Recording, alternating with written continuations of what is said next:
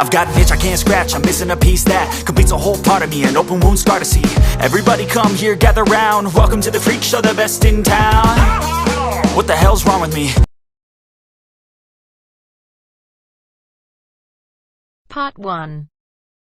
You are going to hear a conversation which happened in a travel agency. First, you have some time to look at questions 1 to 5.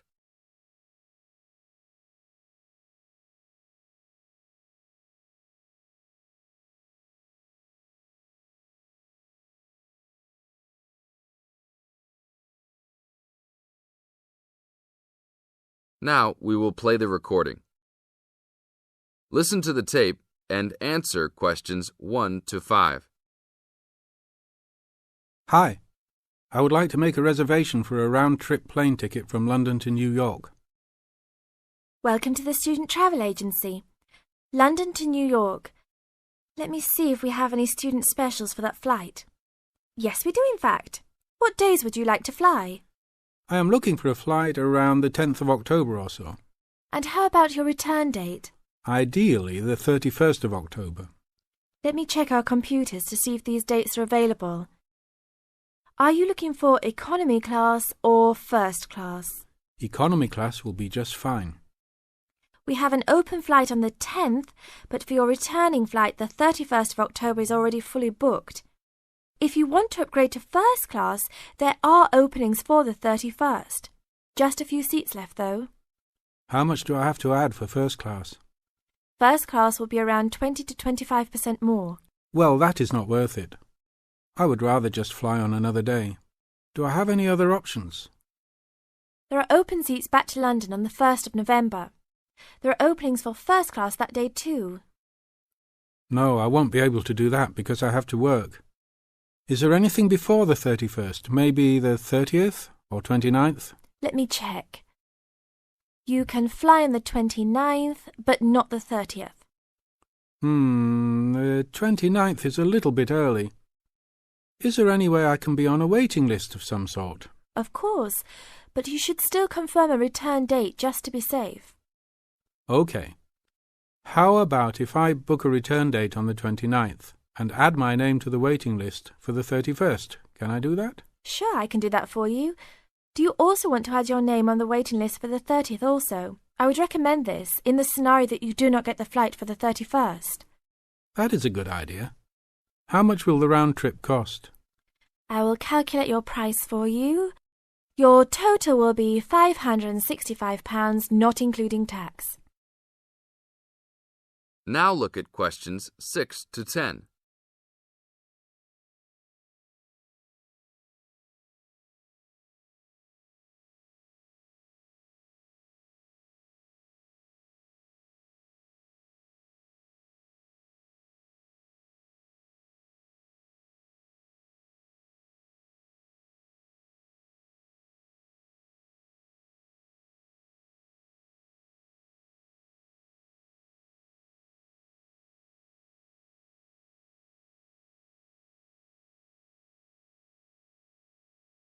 Now listen to the tape and answer questions 6 to 10. That's not too bad. Is there any discount for students? That is already including the discount. Without the discount, the price is easily over £600. OK, that sounds good then. Please put me down for those dates. I will need your information. Name and student identification number, please. Kenneth Conley.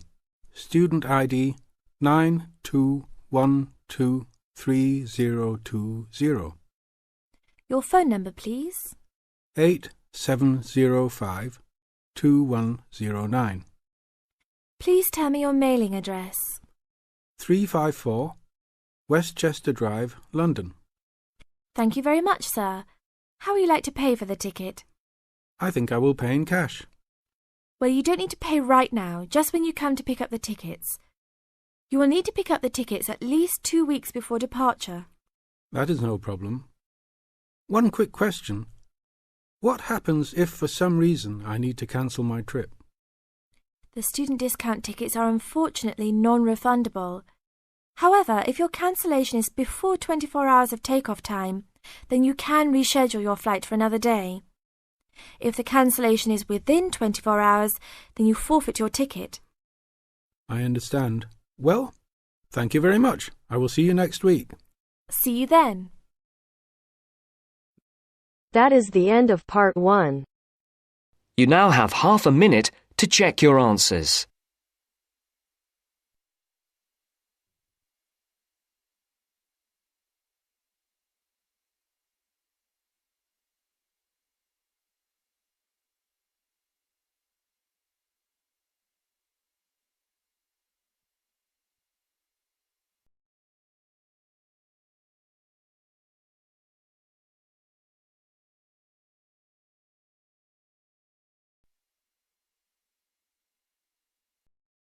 Now turns to part 2.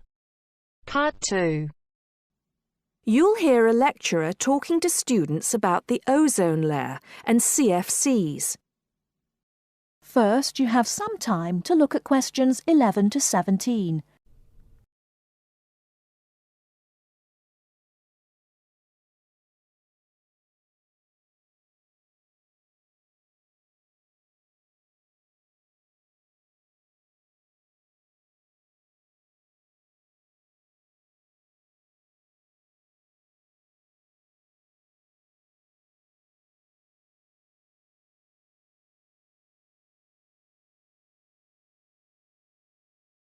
Now, listen carefully and answer questions 11 to 17. Today, it is well known that CFCs, or chlorofluorocarbons, can do immense damage to the ozone layer, which protects the Earth from harmful radiation from the sun. However, it was as recently as the mid-1970s when the connection between CFCs and ozone layer destruction was first established. The story starts back in 1957, when James Lovelock invented the electron capture detector. This is a machine that can detect very small amounts of a chemical compound in the atmosphere. Indeed, using the machine, it was Lovelock who was the first person to detect the widespread presence of CFCs in the Earth's atmosphere. In 1973, Lovelock, on a research trip which he'd funded himself, measured the amount of CFCs in the atmosphere in the Arctic and in Antarctica, but unfortunately came to the wrong conclusion that CFCs are not harmful to the environment.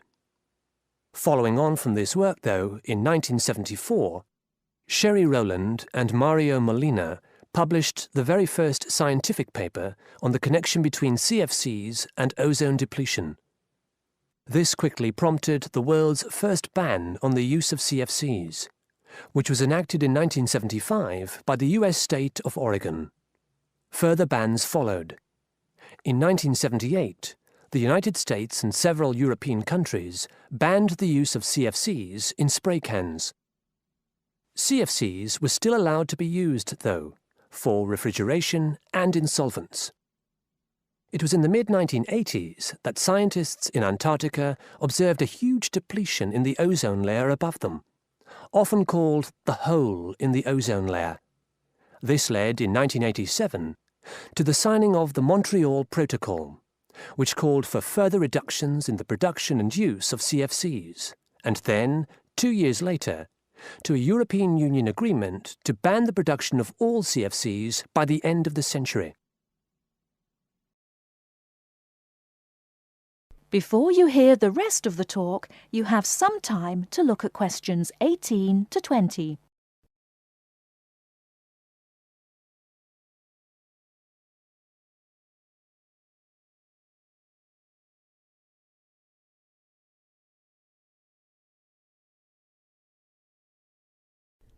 Now listen and answer questions 18 to 20. So why exactly are CFCs so harmful? One of the reasons CFCs were so popular in the production of solvents and refrigeration coolants is that they are unreactive. That is, they don't react easily or at all with other chemical compounds. It's this property, however, that also makes them dangerous. Because they are unreactive, it's very difficult for them to be broken down. This gives them a long lifespan, more than 100 years in some cases, and allows them to rise into the upper levels of the atmosphere, the stratosphere, unchanged. There, ultraviolet radiation from the sun starts to break them down, freeing the chlorine atoms from the CFCs. It's this chlorine that helps destroy the ozone layer.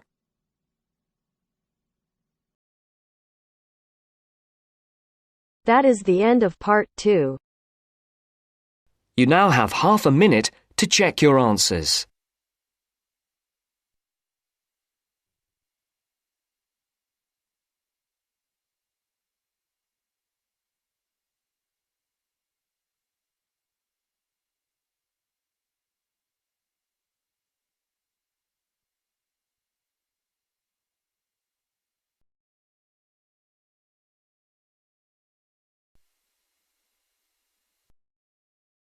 Now turns to part 3.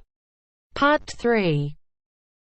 You will hear a discussion between two students, Rosie and Mike, and a university tutor. In the first part of the discussion, they're talking about a survey they have conducted on local entertainment. First, look at questions 21 to 26.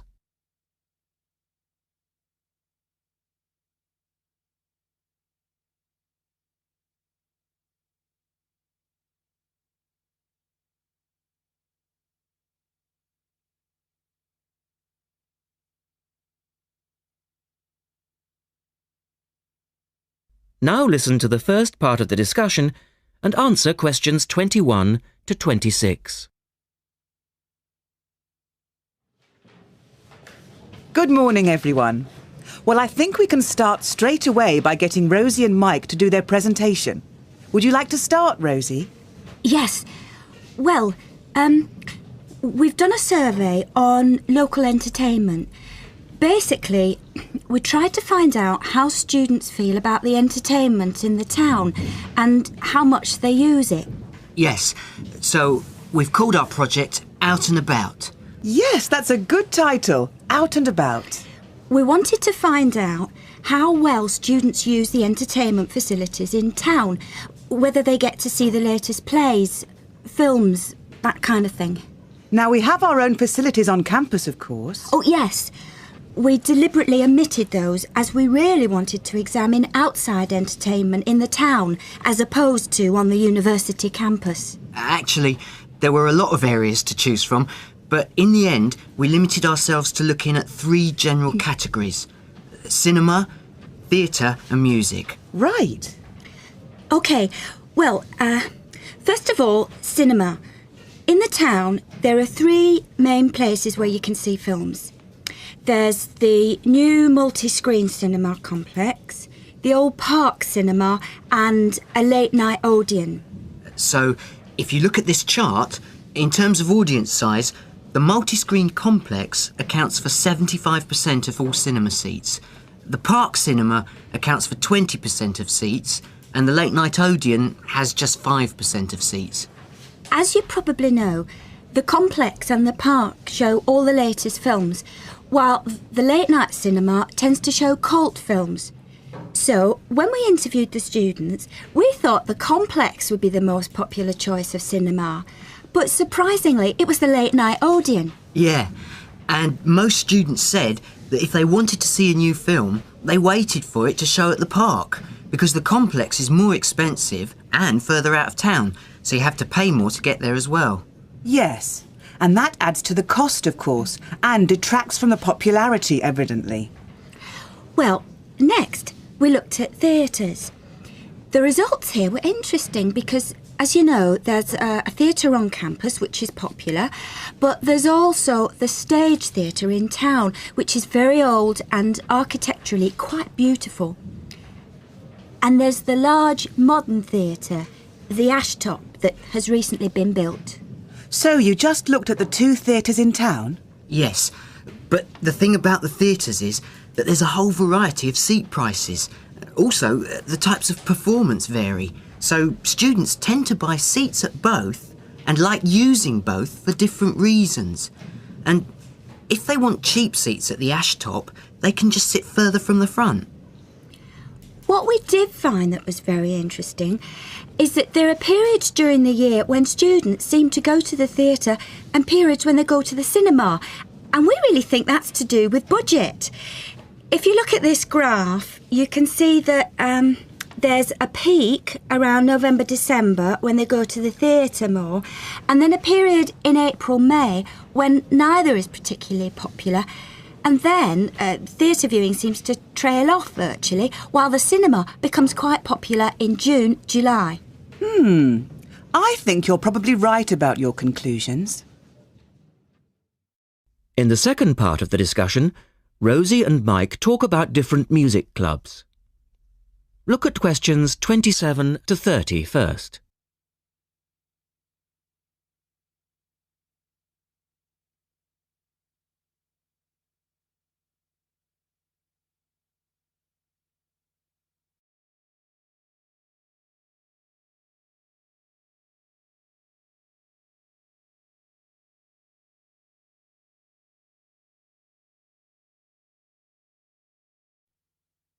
Listen carefully and answer questions 27 to 30. Well, lastly, we looked at music, and this time we were really investigating the sort of small music clubs that offer things like folk or specialise in local bands. So not musicals as such? That's right.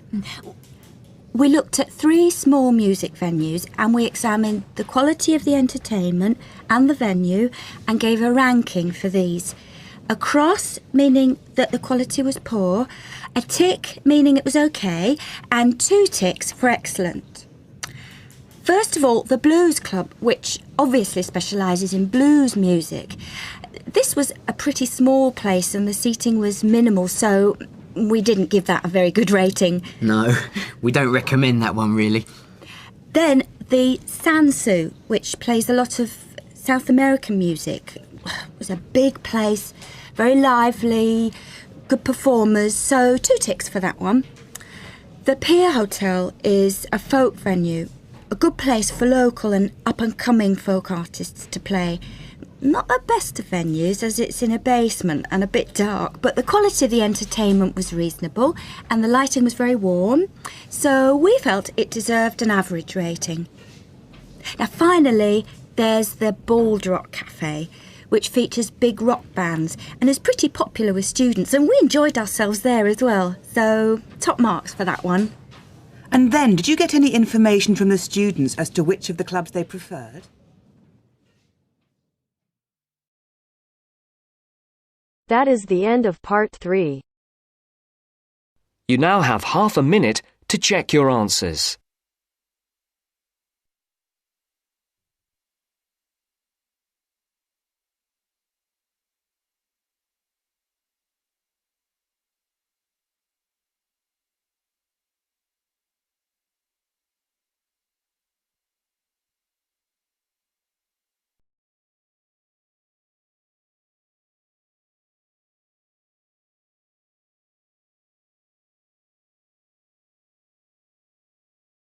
Now listen carefully and answer questions 31 to 40.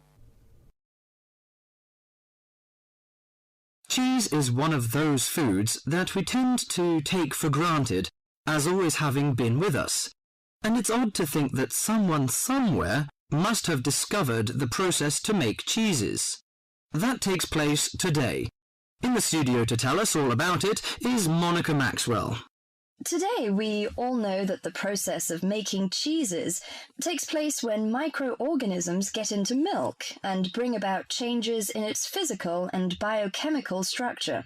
Well, obviously, we don't know who discovered the process, but it's thought that it came from Southwest Asia about 8,000 years ago. In the early time, there were mainly 2 types of cheeses. One of them was rather tasteless and bland, in the case of the so-called fresh cheeses, which are eaten immediately after the milk has coagulated. And another one was rough-tasting and salty, in the case of the ripened cheeses, which are made by adding salt to the soft fresh cheese and allowing other biochemical processes to continue so that a stronger taste and a more solid texture resulted. The ancient Romans changed all that.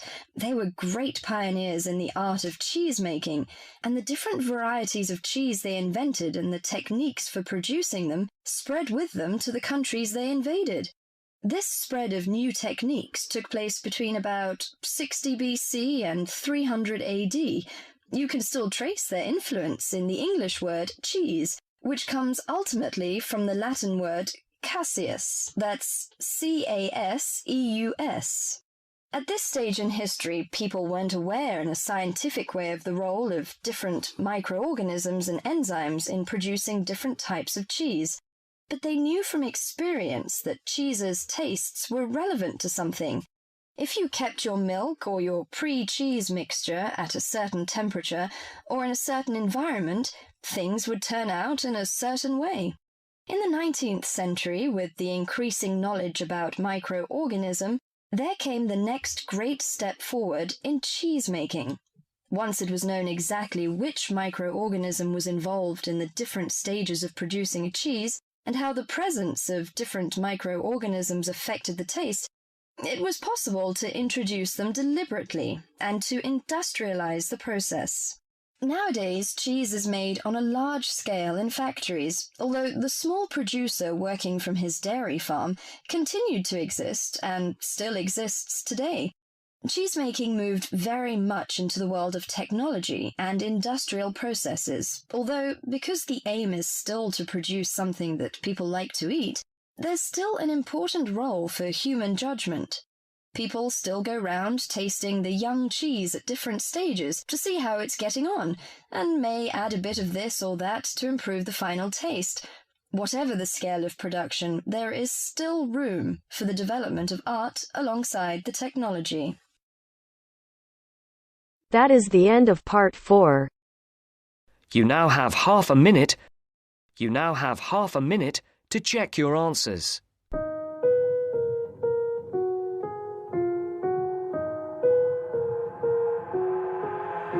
I've got an itch I can't scratch, I'm missing a piece that completes a whole part of me, an open wound scar to see.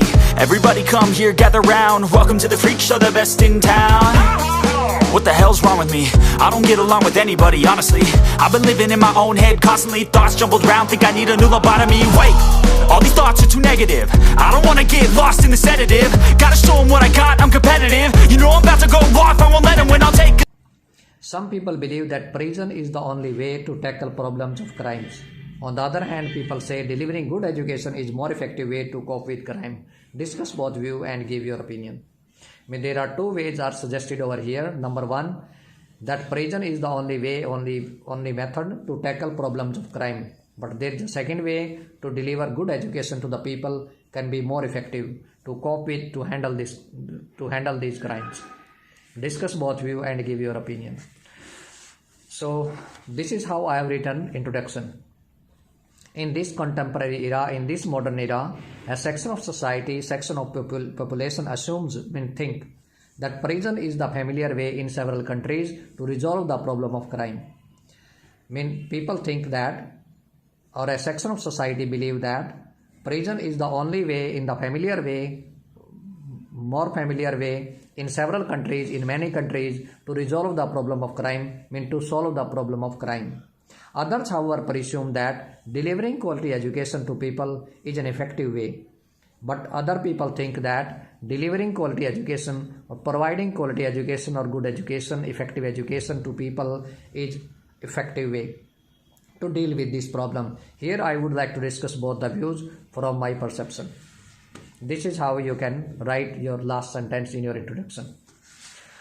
And this is how I have written main body paragraph 1. There are couples of points to endorse the former view. Former, it means in the favor of why prison should be there to tackle this problem. This is how you can start your main body paragraph 1.